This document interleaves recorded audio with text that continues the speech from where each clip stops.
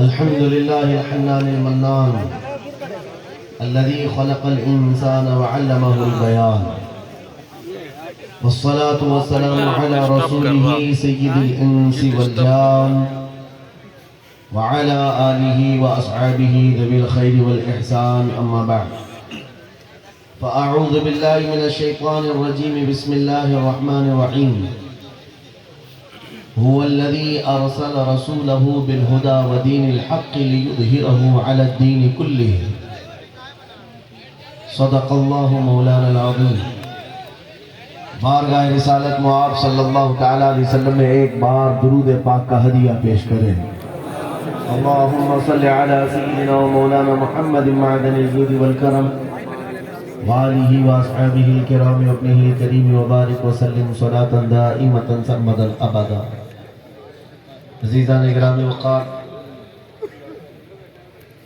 مجھے اس بات کا علم نہیں تھا کہ آپ کا یہ امرودھا ایسی جگہ پر واقع ہے جہاں پر ہمارے سلسلے کے عظیم بزرگ جن کے دربار سے ہوتے ہوئے ہم غوث پاک تک پہنچتے ہیں، کالپی شریف کا آستانہ قادریہ آپ کی بالکل قریب میں ہے. وہاں کے فیوز و برکات ماررا بریلی سے پوری دنیا میں پھیلے ہوئے ہیں. کالپی کے سادات، ان مشائخ کا سایہ آپ سب کے ساتھ ہے جس کی وجہ سے سنیت قائم ہے. اللہ تبارک و تعالیٰ یہ نسبتیں، یہ فیوز و برکات ہمیشہ قائم و دائم رکھے. میرے عزیزوں، رات کا اتنا وقت گزرتا چلا گیا لیکن ہمارے جلسوں کا یہ شباب یوں کا توں برقرار ہے. یہ صرف اور صرف سنیوں کی ہی قسمت میں ہے، بلکہ میں یہ کہتا ہوں کہ اس طرح رات جاگ کر اس شباب کو زندہ رکھ کر جلسوں کو قائم رکھنا یہ صرف اور صرف عاشقان مصطفیٰ کی ہی قسمت ہے. ورنہ کسی نیتا کے جلسے میں جا کر کے دیکھ لو، دن کے 12 بجے وہ 100-200 روپے نوٹ دے کر تو جمع کر سکتا ہے، رات کے 12 کے بعد صرف دیوانوں کا ہجوم ہی آ سکتا ہے، اور نوٹوں کے لیے نہیں بلکہ اپنی گردنوں کا نذرانہ مصطفیٰ کے دربار میں پیش کرنے کے لیے آتا ہے. نوجوانوں، میرے خطاب کا عنوان صرف اتنا ہوگا جس سے آپ سمجھ کر کے آگے بڑھیں. ہم خطاب کرتے کرتے تھک چکے ہیں، لیکن ایک بات میں بارہا کوشش کرتا ہوں کہ جوانوں کے اندر یہ بات آ جائے، کیونکہ کل کو اللہ تعالیٰ نے آپ کو لمبی عمر دی تو بڑے منصب اور بڑے عہدوں پر آپ فائز ہوں گے اور قوم کی رہبری کر رہے ہوں گے. آج کے جو 20-22 سال کے نوجوان ہیں، آج کے جو 20-25 سال کے نوجوان ہیں، کل یہ امت کی باغ ڈور سنبھالنے والے ہیں. تو بزدلی تمہارے دلوں کے اندر ایسی گھر نہ کر جائے کہ آنے والی نسلیں بھی جو ہے اسی طرح ڈر اور سہمے ہوئے ماحول میں زندگی گزارنے پر مجبور ہو جائے.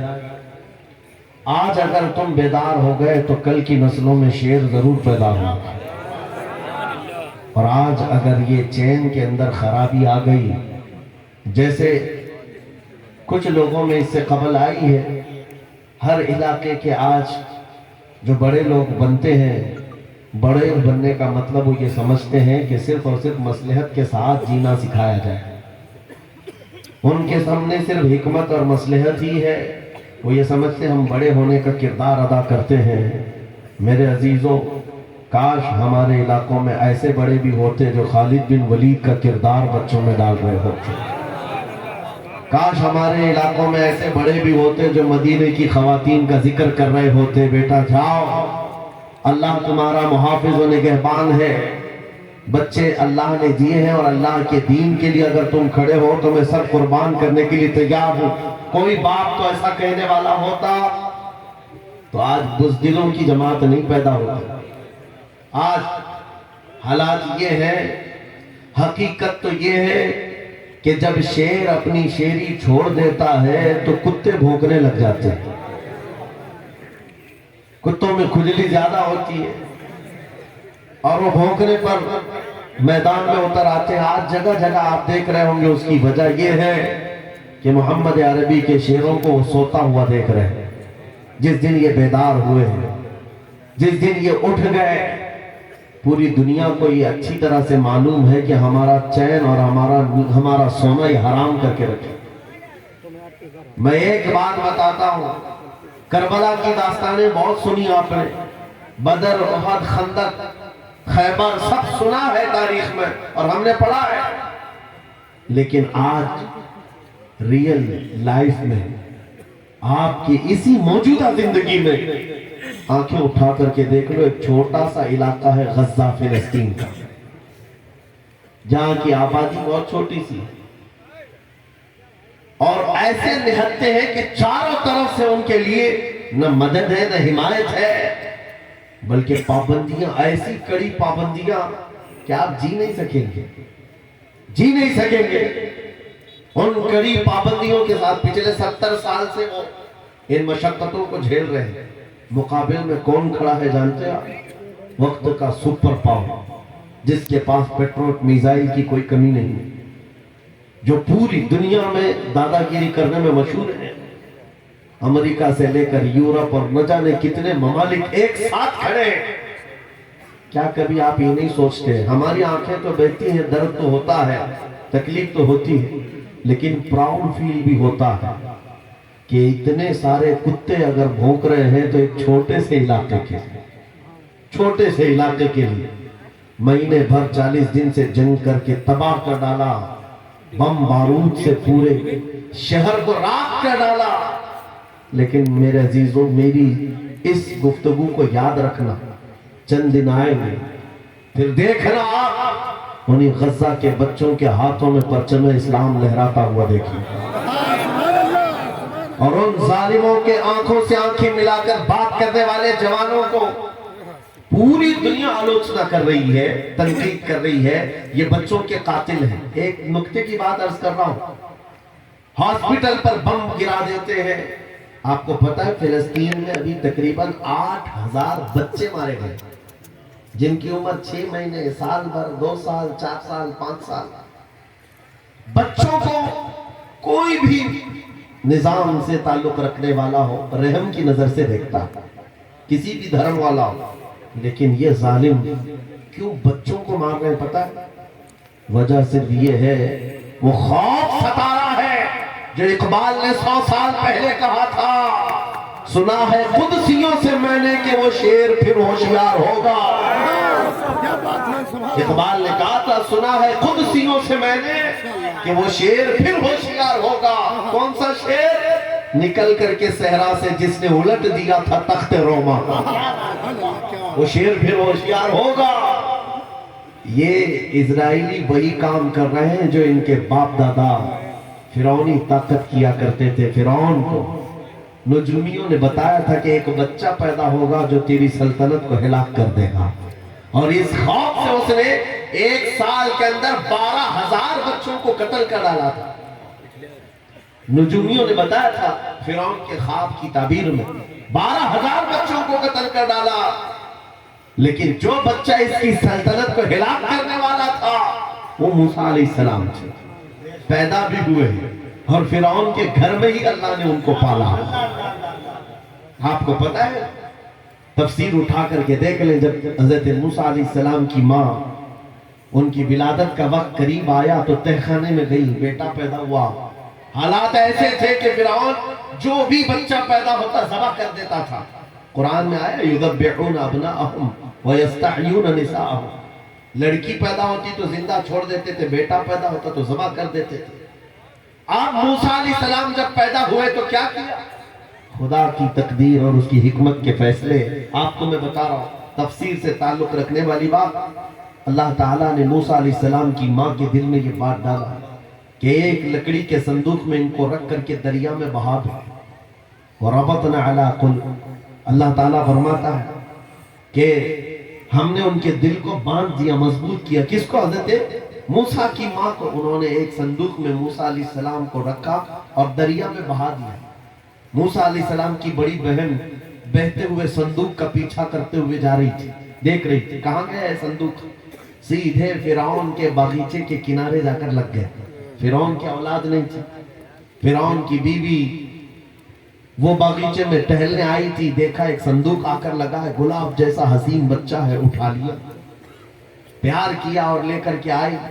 فرعون سے کہنے لگی کہ ہم اس کو اپنا بیٹا کیوں نہ بنا لیں۔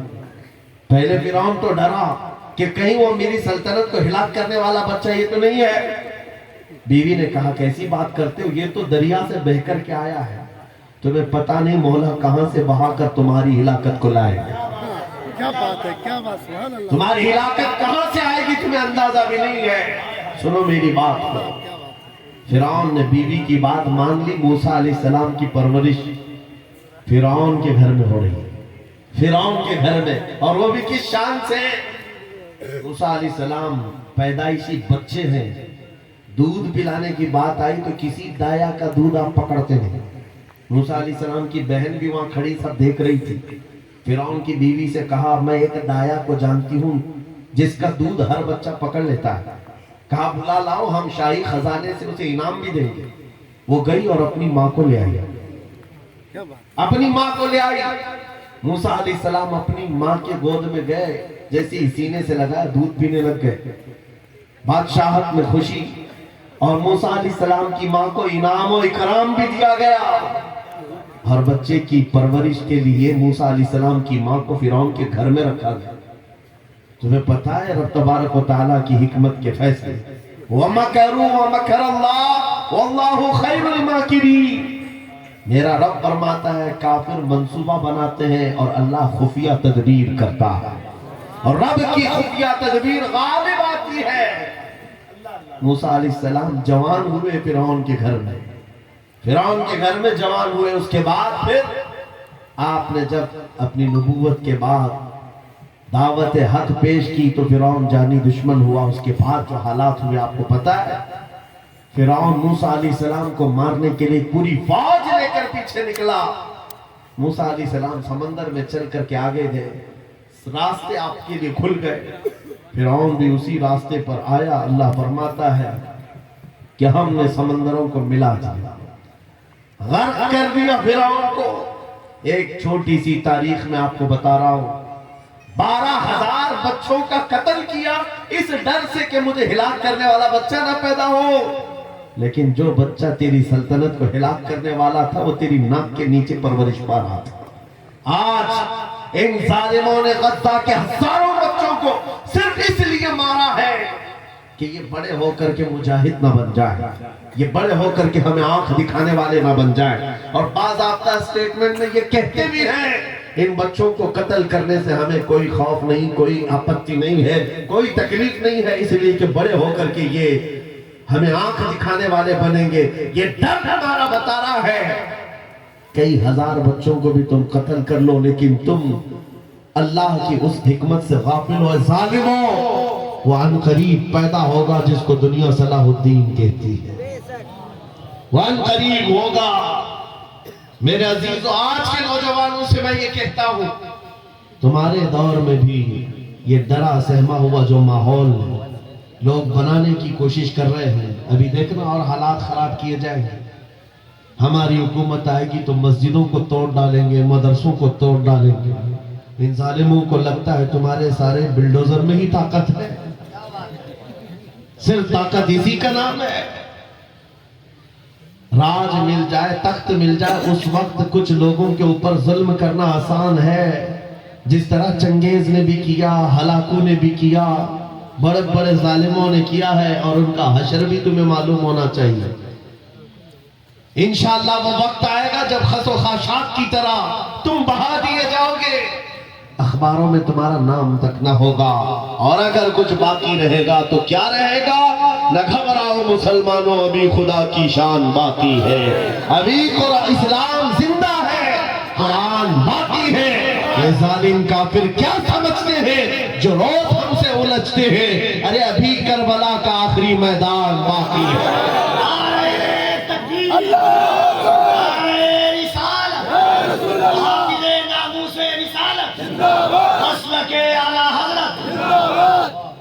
नौजवानों, इस यकीन के साथ और ईमान के साथ अपनी जिंदगी को आगे बढ़ाओ। खुदारा मैं तुमसे कहता हूं, अगले दिनों के बाद जब तुम्हारे इम्तिहान का वक्त आएगा, हर उस्ताद अपने बच्चे को इम्तिहान की तैयारी करा रहा होता है। बेटा सवालात ऐसे आएंगे, टाइम इतना होगा, स्क्वाड भी होंगे, चेक करने वाले एग्जाम हॉल में बार बार आएंगे, तुम्हें देखेंगे। उस वक्त तुम खौफ से अपने हाथ में कपकपी नहीं पैदा करना, दिल को जमाना और अपना इम्तिहान मुकम्मल करना। यह हर उस्ताद अपने बच्चों को तरकीन करता रहता है। अज़ीज़ान गिरामी वक़ार, इस मिंबर नूर से मैं आपको इस बात की तलकीन करके जाता हूँ, इम्तिहान की घड़ी अनकरीब आने वाली है आपके साथ भी। और जो इम्तिहान तुम्हारा होगा वो इस्तिकामत का इम्तिहान होगा, तुम्हारे ईमान पर जमे रहने का, तुम्हारे डटे रहने का इम्तिहान होगा। देखना बहुत सारे पार्टी बदल लेंगे, बहुत सारे मसलहतों के पर्दों में छुप जाएंगे, बहुत सारे लोग किसी की धोती में पनाह ले रहे होंगे, कोई किसी की साड़ी में पनाह ले रहा होगा, लेकिन जो आशिक़ मुस्तफा है वो बढ़ चढ़ करके ये ऐलान कर रहा होगा, अपना सब कुछ गुंबद खजरा कल भी था, मेरे नबी से मेरा रिश्ता कल भी था। बस इस बात के साथ तुम्हें जमे रहना है, यकीन के साथ, एतमाद के साथ। अज़ीज़ान गिरामी वक़ार, कौन सी ऐसी ताकत है, कौन सी ऐसी कुव्वत है जिसने इस्लाम को खत्म किया या खत्म करने की ताकत रखती है? अल्लाह करीम जल्ल शानुहु खुद कुरान पाक में फरमाता है, युरीदूना लियुत्फिउ नूरल्लाहि बिअफ़वाहिहिम व यअबल्लाहु इल्ला अन युतिम्मा नूरह। अल्लाह फरमाता है, ये जालिम अपने मुंह के फूंकों से इस्लाम के चिराग को बुझाना चाहते हैं, और अल्लाह तबारक व तआला इस चिराग को मुकम्मल करके रहेगा। दीन इस्लाम, अभी आप सुन रहे थे, इस्लाम था, इस्लाम है, इसके साथ कुछ नहीं होना है, आपका इम्तिहान होना है। हमारे मरने के बाद अल्लाह ताला इस दीन की हिफाजत के लिए औरों को पैदा करेगा। वो कादिर मुतलक चाहे तो सख्त जानी दुश्मनों से भी ईमान वाले पैदा कर सकता है। हाँ, ये बात याद रखिए आप। ततारी जिन्होंने बगदाद को हिला करके रखा था, रब तबारक व तआला ने उन्हीं के सीनों में ईमान की दौलत दी और वो मुहाफिज़े इस्लाम बन गए।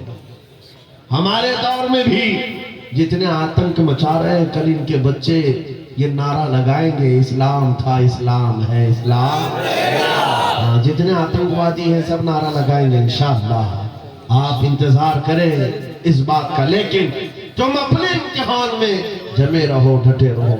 अगर तुमने नबी पाक सल्लल्लाहु अलैहि वसल्लम के इस दीन के साथ, इस शरीयत के साथ नाइंसाफी की, तो कल मेरे आका को क्या जवाब दो? कल मैदान क़यामत में तुम्हें खड़े होना है, हुजूर पाक सल्लल्लाहु तआला अलैहि वसल्लम की बारगाह में जवाब देना है। अगर मेरे आका ने पूछ लिया कि जिस वक्त मेरी शरीयत पर हमले हो रहे थे, जिस वक्त मेरे दीन को कुत्ते नोचने की कोशिश कर रहे थे, ऐ नौजवान बता तू मेरी सुन्नतों के साथ कितना अमल कर रहा था? तुम क्या जवाब दोगे? आका, मैं आपकी गाड़ियां निकाल करके गटर नालियों में फेंकता था, मैं यहूदियों और ईसाइयों के तरीकों पर चलता था।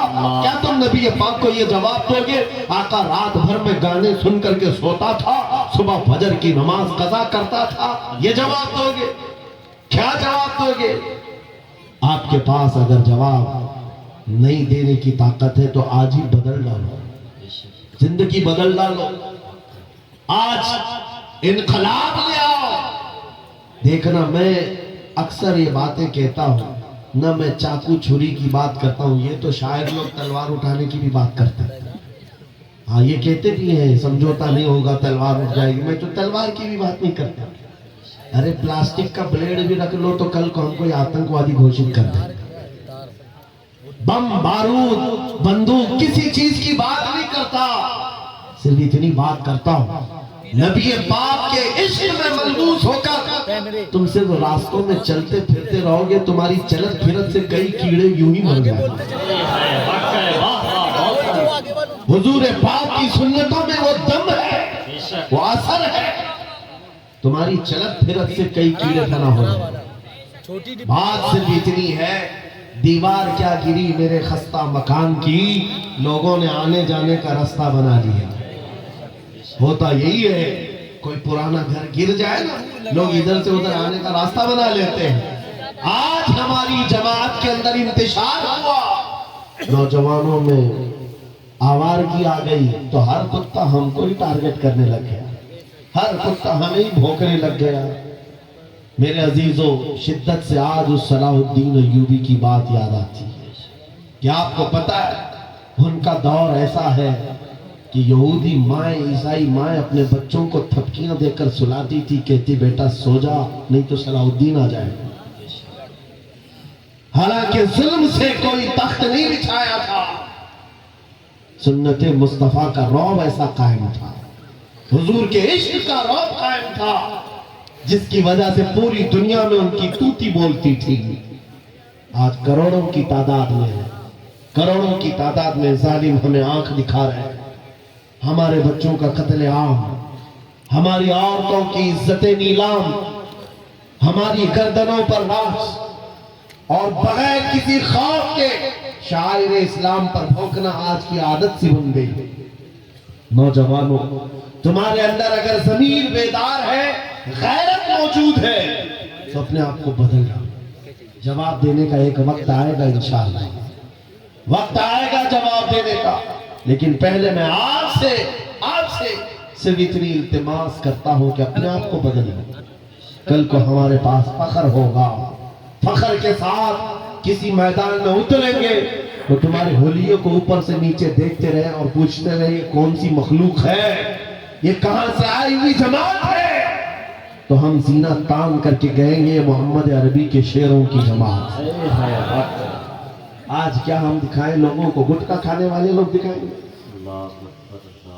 ہم نوجوانوں کو بالیاں پہنے ہوئے، ہاتھوں میں چوڑیاں پہنے ہوئے، چوٹیاں ڈالے ہوئے ہیں، جینز پھٹی ہوئی، اور بالوں میں داڑھیوں میں ڈیزائن کیے ہوئے یہ نوجوان لا کر کے ہم کھڑا کریں گے۔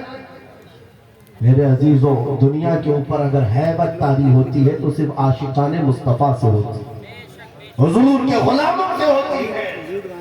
آج سے 3 سال پہلے پیروں سے معذور ایک خادم حسین للکارتا تھا، ویل چیئر پر بیٹھ کر کے للکارتا تھا، ارے سفید داڑھی ہو چکی، عمر کافی ہے، سفید داڑھی، پیروں میں معذوری، لیکن پوری دنیا میں ایسی ہیبت طاری کہ یورپ کی زمین بھی ہلتی نظر آئے، ہالینڈ کی پارلیمنٹ میں باضابطہ ان کو لے کر کہا جائے یہ آدمی موسٹ ڈینجرس ہے، بہت زیادہ ڈینجر ہے۔ ہم سوچتے ہیں یہ تو پیروں سے معذور سفید داڑھی والا ویل چیئر پر بیٹھا ہوا تمہارے لیے کیسے ڈینجر ہو گیا؟ تمہارے پاس تو بہت بڑے بڑے میزائل، ایٹم بم ہے، سب کچھ ہے۔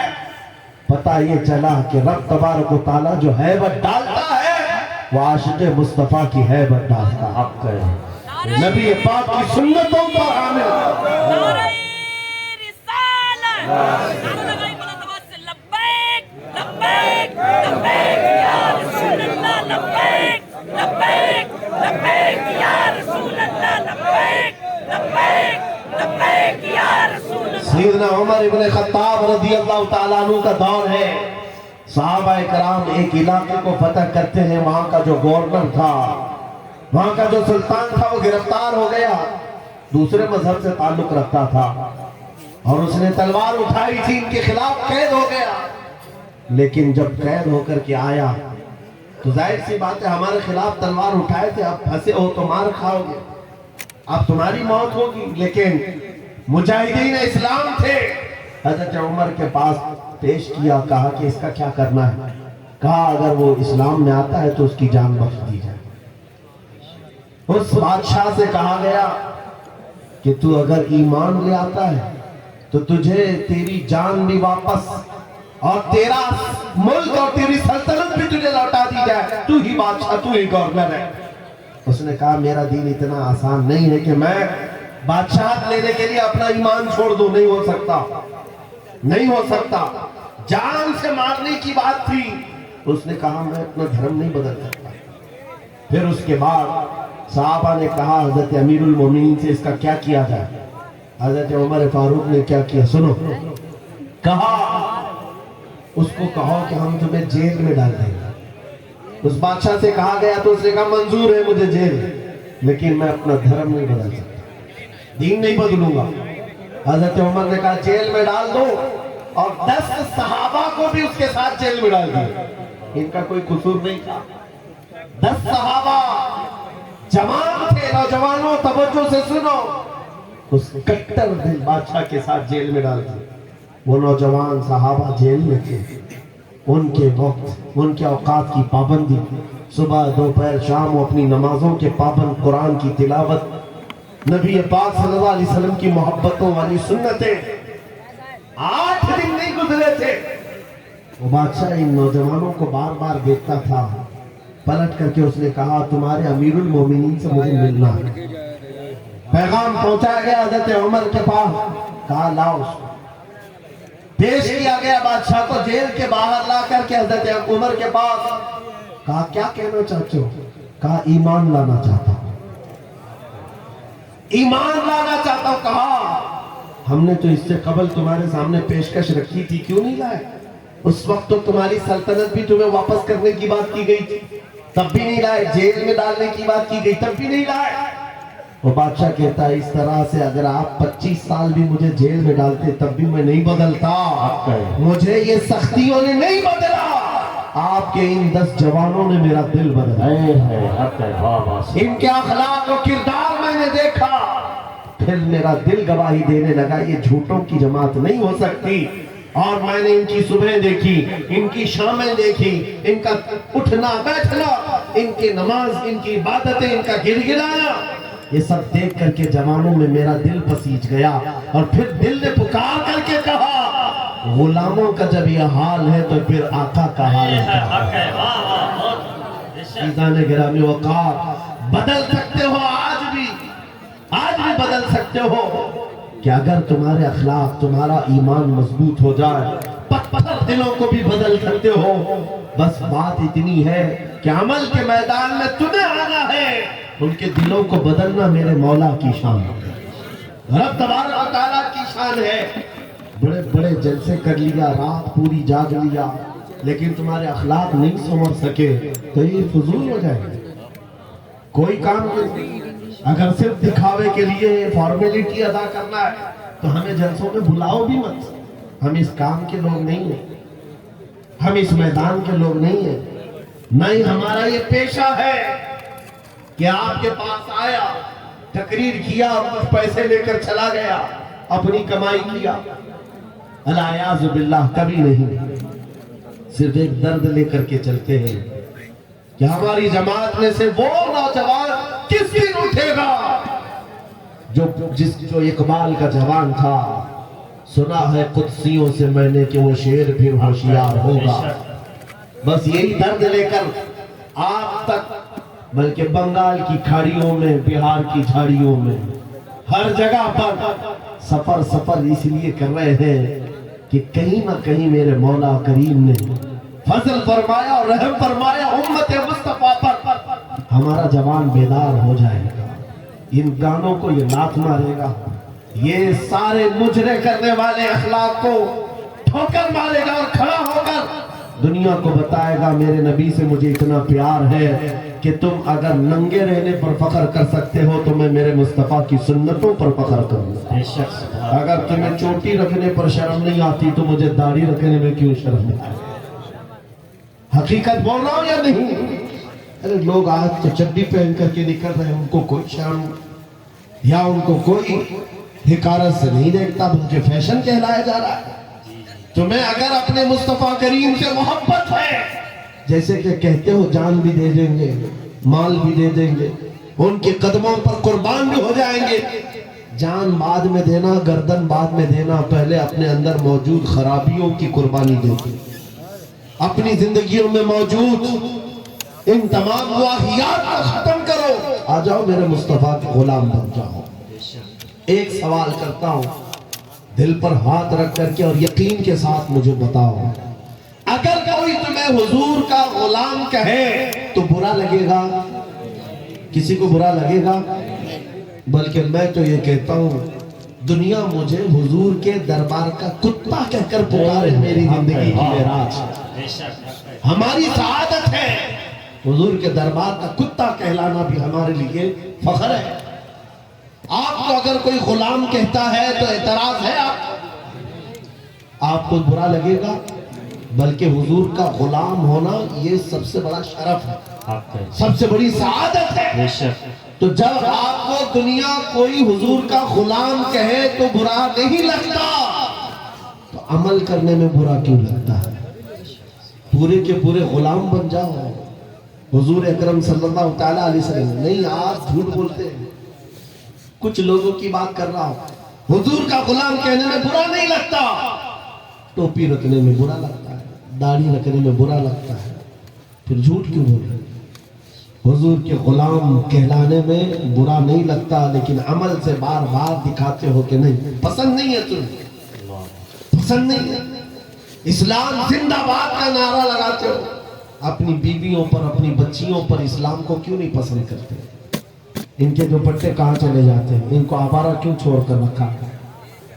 ان کو جس طرح بے پردگی کے ساتھ گھماتے ہو اور خوشیوں سے دیکھتے ہو، شادی محل میں جا کر دیکھیں وہاں تو حالات ہی بدلے ہوئے، اسلام دکھتا ہی نہیں۔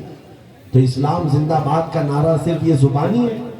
اپنے گھروں سے تبدیلی لے آؤ، انقلاب تمہارے گھروں سے آئے گا۔ آج تو